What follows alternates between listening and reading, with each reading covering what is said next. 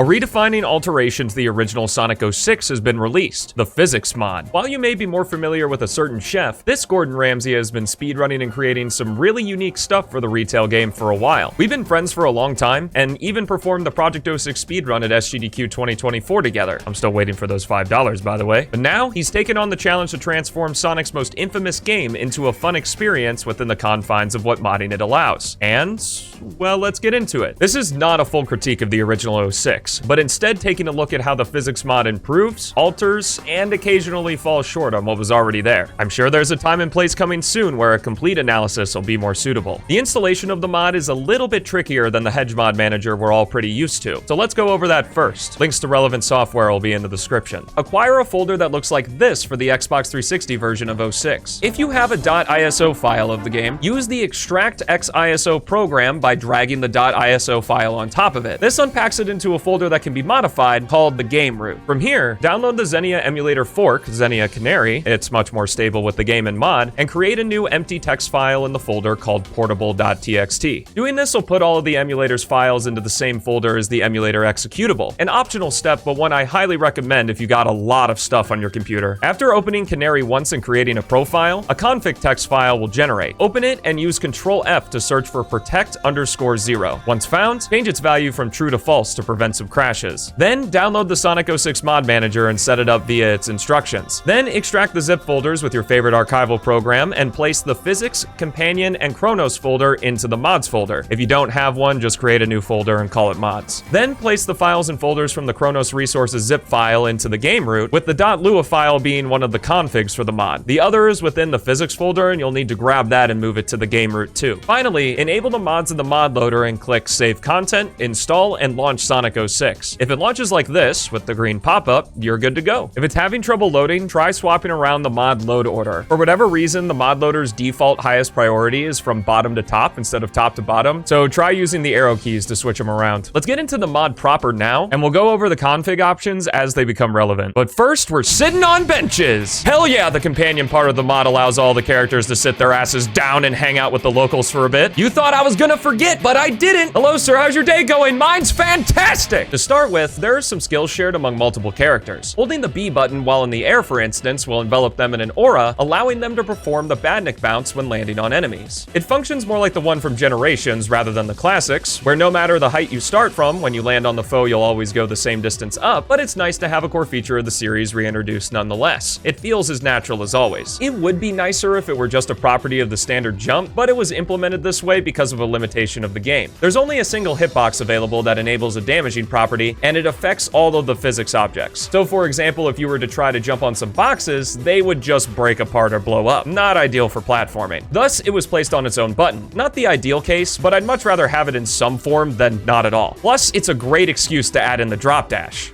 And what do you expect me to say? No cheekiness here. This is awesome. With the slower speed of 06 too, though all of the characters have picked up the pace a bit, this really helps out the Amigos especially to just get a move on. And now that your ground speed transfers into the air, you can do some really fun stuff with it when using a flying or gliding character. The only issue is that these moves aren't universal. I think that it's fine that Sonic's extra variations can't use it, though Mach Speed would benefit from the Batty Boing specifically if it's possible to add it to him. However, you really feel the drop dash's absence when playing as Silver or Omega. I understand wanting to keep things faithful and having them remain non-spin jump characters, but that doesn't mean they still can't have the functionality of the move. Omega's could be justified with his exhaust jets, and Silver could make a small Psycho Blast at the very least. Removing a core mechanic, which I feel the physics mod treats the badnik bounce and the drop dash as, for the sake of making a character feel unique if that's the intention, isn't great. Sonic characters are at their strongest when they keep Sonic's core gameplay but have moves to help them stand out, and Omega and Silver do that just fine, as we'll get into. I'm also not against playing with the core mechanic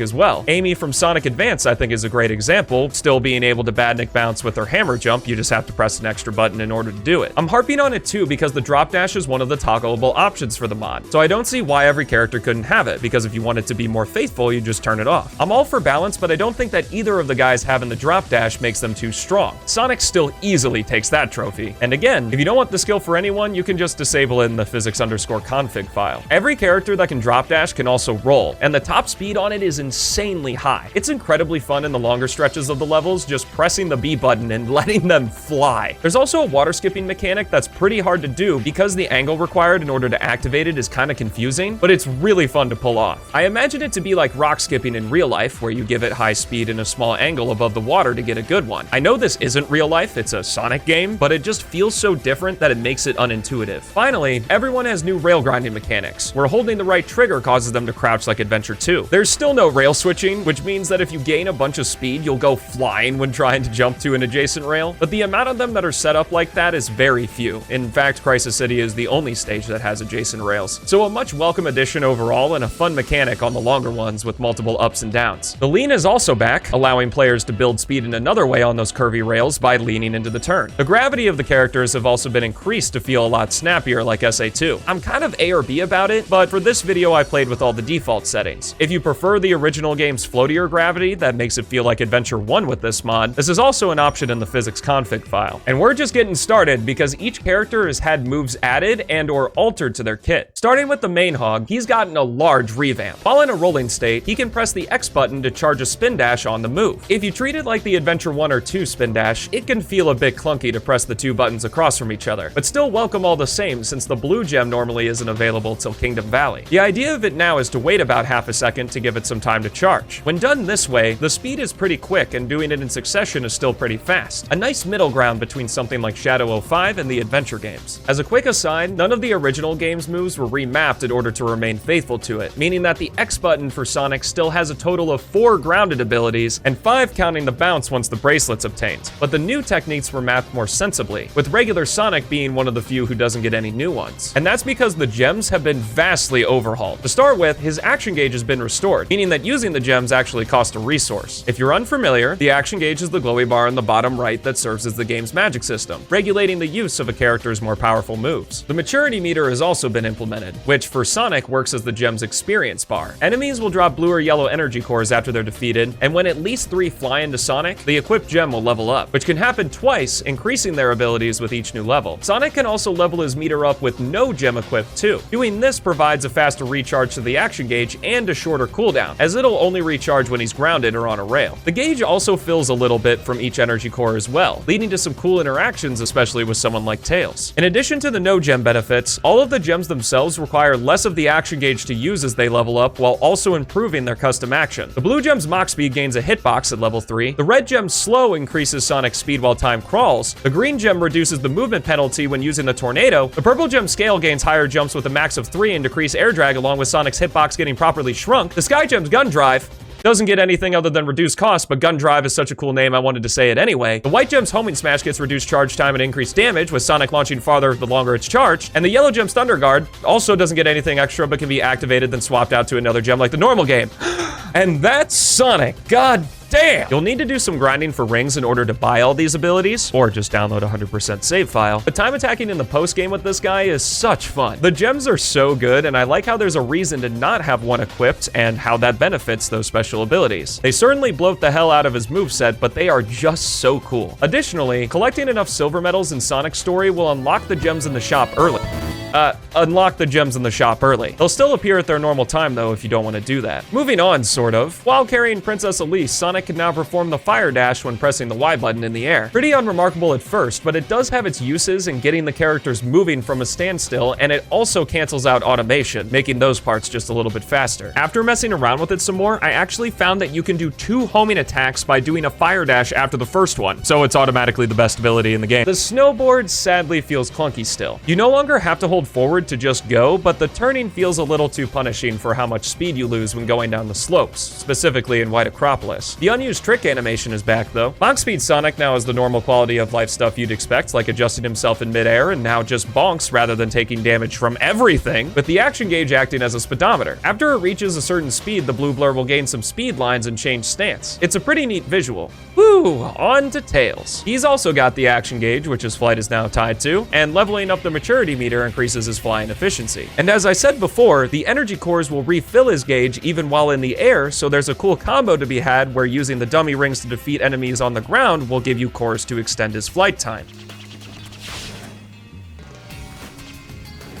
I just needed an example game. You don't have to do this every time. If you've seen my other videos, that probably sounded very familiar. Tails' physics mod flight mechanics are unapologetically taken from Project 06, among some other mechanics I've talked about already and will talk about later. Don't worry though, Gordon and Chaos are chums and the P06 boys are cool with it. And speaking of the fan remake that's not a mod, the Y button lets him do the P06 tail swipe on the ground. No aerial swipe, but the badnik bounce can be used as a flight cancel, so no problems there. Knuckles' glide now doesn't drop like a rock. He can properly jump off walls, which he shares with Rouge. Funnily enough, the trick to do this in the base game is to let go of the control stick, but in the mod it doesn't matter. And the drill drive acts more like the drill claw from Adventure 2. A solid upgrade all around, but 06 doesn't give him a lot to do in his sections, unfortunately. Shadow now has the spin dash like Sonic, thank God, and his Chaos Boost now properly uses the maturity meter to level up, provided you bought the corresponding memory shard to unlock them. Where did he get these things? Is he just Gerald in disguise? The Lance and Blast, if you can even call it that, haven't been changed though, so it's really not worth it. And pressing the Y button during the Chaos attack will now cancel it early for those enemies that don't need 5 hits to defeat. Also, his first 3 Chaos Spears give a small recovery where the Faker gains some height, with each one giving a little less each time. Rouge, of course, shares Knuckles' gliding and climbing improvements, and can now also drill drive like him with the Y button. Her aerial bomb attack is also improved by allowing her to move while throwing them out. And it doesn't seem like much, but this move is actually pretty good when implemented like this. Also, for some reason, I think it's when boxes explode, G and Knuckles get a little boost while gliding. You can really see it in Rouge's section of End of the World. I have no idea what's happening here. I suppose the wings make sense now though. Omega now has the action gauge for his hover, able to be upgraded for better efficiency like Tails'. He's still pretty slow in the air, and the Omega launcher and the Omega shot now require the gauge to use while airborne. So honestly, kind of a low point for the mod. Being able to move around during his air attacks, albeit very slowly, is welcome, but requires so much of the action gauge that you won't be there for very long. He also makes the HUD crusty anytime he's on screen, which is just inexcusable. I actually think I prefer him in the base game. It's probably because he's super broken with an infinite hover, but I just have more fun with him there. I just really think he needs something to spice up his gameplay. Justice for Omega. Silver's now been sped up, so he now moves almost like a Sonic character, and he can hover on water by holding the right trigger. And here I thought Shadow was the biblical character. The Heart of Wind is a must-buy now, too. The Tinky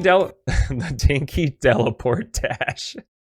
That might be the best mess up. The Dinky Teleport Dash from the original game is long gone, as now it launches Silver, maintaining its initial speed. This is great, and makes me wish I could combo it with a Drop Dash to keep the flow going. That's why I'm saying he could really benefit from the Drop Dash. Gordon, do it, please! The upgrade also isn't available until Radical Train, which is in the back half of his story, so you'll be going at a moderately comfortable speed for a good chunk of it. Let's do this quickly. You'll get there someday, buddy. He can also influence his direction with the Psycho Shock now, making it feel like less of a commitment. And the Psycho Smash's stun range has been increased too, for less frustration before the ground pound is obtained. I just had the idea that I think it'd be cool if he had the same maturity meter system that base Sonic has. You know, where leveling it up without the gems gives you faster recharge and a shorter cooldown? I think it'd be cool for Silver too, considering how much of his gameplay is tied to the action gauge. Blaze now gets her unused claw attack added to her moveset on the Y button. She was already pretty good in the original game, so the general upgrades from the mod I think were enough for her. She does actually get her triple jump from P06 by pressing the X button between accelerator tornadoes too. Feels great, and I'm glad her X button moves don't have to physically activate before you can do a triple jump with how clunky they feel sometimes. Amy has been transformed into an absolute powerhouse. She's got a new running animation that looks ripped right out of SA2 with how jittery it is. It's charming though, I'm a weirdo that actually likes how Sonic runs in that game. And she gets the action gauge to regulate her new hammer spin and her invisibility, with the latter now having a green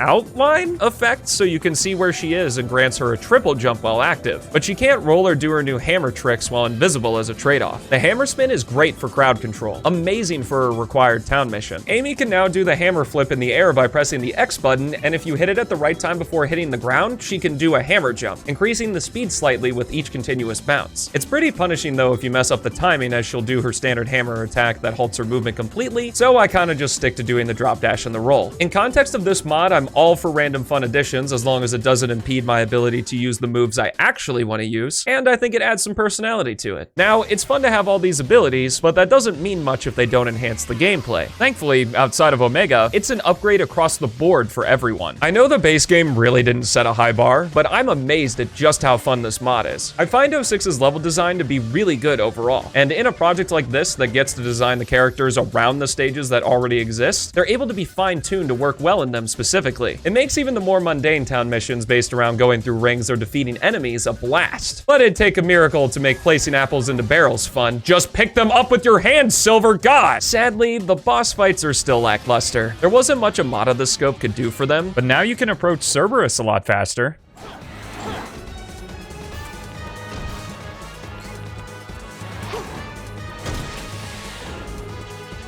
Well, this is awkward. The characters can do a lot, and it really breaks things, but in a super fun way, which is the important part for something like this. Speaking of super, let's talk about him, shall we? Everything discussed so far is what you'll get in the physics part of the mod, but there's also a companion add-on that adds new features to the game that would feel somewhat out of place in the normal one. There are some smaller things, like adding the unused idle quotes for the town hubs and stages. You can sit on benches with all the characters now, which I went over earlier. Oh kid, do I have some bad news for you. The shop now has music tracks in stock, which you can purchase and use the accordion man to swap an area's music from your available list. A great way to not only get more out of the shop system, but add some uniqueness to your playthroughs. Be warned though that the area you choose will affect all 3 character stories. All right, let's seal Mephiles.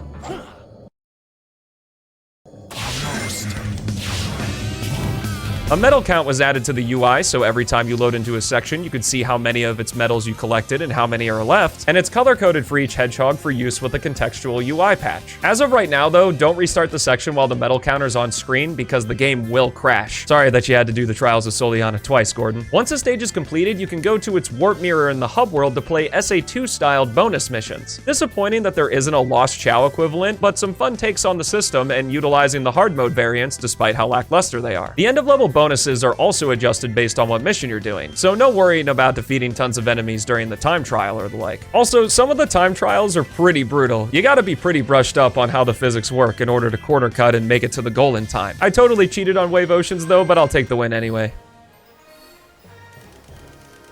Sonic, why'd you do that? The extra Amigo stages got hard variants too, well, except for Tails Wave Ocean, sorry buddy, that weren't in the original game, with Rouge's Tropical Jungle having a key hunt that has a rather sleek radar UI. If you'd like to access Crisis City or Flame Core, the room next to White Acropolis has them. Approaching the computer will take you to the Volcanic Forest, and the teleporter the Metropolitan Hellscape. Whipped out the Thesaurus for that one. They're also nice for Sonic Story to grind out rings for those last few gems or music tracks over playing Aquatic Basin Egg Wyvern over and over again. Thrust increasing. At least take me to dinner first. Now, of course, the star of the show is the Rainbow Gem quest. I don't want to spoil too much of it though, because I think it's really cool to experience it for the first time yourself. What I will say is a decent amount of it is more like a puzzle game than a Sonic game, but I had a great time overall. Be cautious though, because there are no save prompts due to limitations, so I recommend saving whenever possible. Supersonic himself is very fun. The standard stuff is there in addition to flight with the right trigger, with the action gauge and level up system enhancing his movement and ring attraction. Hey, not bad. You lose access to the other gems while it's active, but the base moveset is more than enough to make up for it. If we're lucky, we may even see a Super Shadow or Super Silver, though I'm beyond grateful for what Gordon's given us already. Yes, we still have the final boss fight to use them.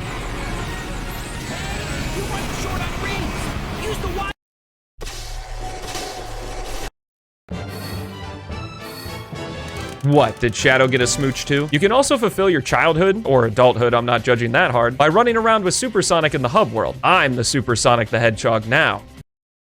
Even Supersonic doesn't make it better. The physics mod, along with its companion, transforms Sonic 06 from a frustrating slog of a game to an incredibly fun romp throughout. And the additions the companion mod brings adds even more content to an already dense game, though the quality of the base game content may vary. With the exception of Omega, each character is a joy to play as with many moves to mess around with, though I still wish Silver had the drop dash. And I didn't even cover all the minute changes that probably took ages to make the physics fun to play with. It's overpowered, but in such a fun way. Without a doubt, my favorite way to play the original package, with it shining brightest when you're doing the SA2 missions or time attack in the post-game. If you don't like what 06 offers conceptually, I don't think it'll change your mind. But if you do get some fun out of this game, this is a must-play. And since this is a modified version of the original, that means a lot of the fun glitches are still doable while the physics nullify many of the bad ones, which means I can still say fuck you to the ball puzzle. Sadly, there's no good way right now to integrate the DLC, but I do hear that eventually there will be integration with another overhaul mod, Legacy of Solaris, which adds a lot of new content to 06, including side character stories with their own stage variations and additional variations to the main Hedgehog stages. And guess what? It's already here. If you have the 1.0 release of the physics mod, go to the manager and check for updates, then update all 3 to the newest versions. Once that's done, head to the Legacy of Solaris GitHub page, link in description, click the green code button in the top right, and then the download zip option. Once downloaded, open the zip file, read the README, then take the Legacy of Solaris-physics folder and place it in your mods folder. In the mod manager, place Legacy of Solaris as the lowest priority. Reminder that the default is bottom to top, then make sure the rest of the mods are in this order. Click save, install content, and launch Sonic 06, and wait a minute, because it's loading a lot of stuff, then enjoy the obscene amount of game you just installed. And even now, the Lost Legacy team wants to make more levels to take advantage of the new physics system. It's okay, guys, really, you could stop. So check it out. Legacy of Solaris included or otherwise, it's a good time. And again, links to all the things you need are in the description. Huge thanks to Gordon and all who helped him with the physics mod. You made a good one, friend. Shout out to my Twitch subs as well for making what I do possible, and to all those who become Twitch subs during the subathon that's starting right as this video releases. Check the link in the description or pinned comment to head over to my Twitch channel to check it out. And lastly, thanks to you so much for watching. Have a fantastic rest of your day, and I'll see you in the next one.